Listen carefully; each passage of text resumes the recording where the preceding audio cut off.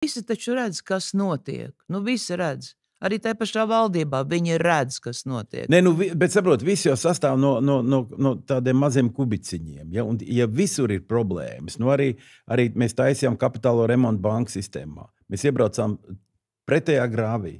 Ja mēs atmazgājam naudu, tad mēs vispār ar naudu neko nedaram. Pasarg Dievs, ja?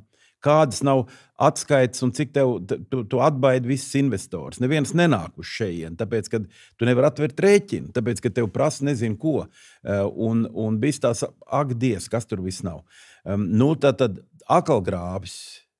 Un tur vajadzēs seniet atpakaļ, jo viss tā kā tā sačakrēta banka sistēma, viņiem jau nav jēga atvērt tev rēķinu, ja tu negribi ielikt tur 100,000, tāpēc, kad pāris tūkstoši mēs taču ratā, tās pārbaudas vairāk prasa, lai izčekot, vai tik tie pāris tūkstoši nav, saproties, netīri kaut kādā veidā, un kaut kas tur, es nezinu, kas atmazgāts vai kas.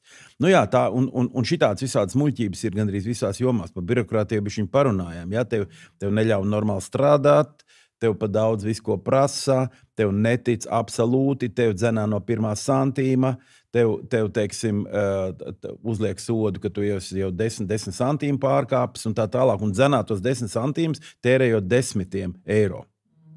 Nu, tas viss nepareizi. Nu, ja, nu kā, bet mums būs super, mums būs absolūti tīri, mums nebūs tā kā viss katrs feniņš noķerts. Saka, vācieši jau nav labāk.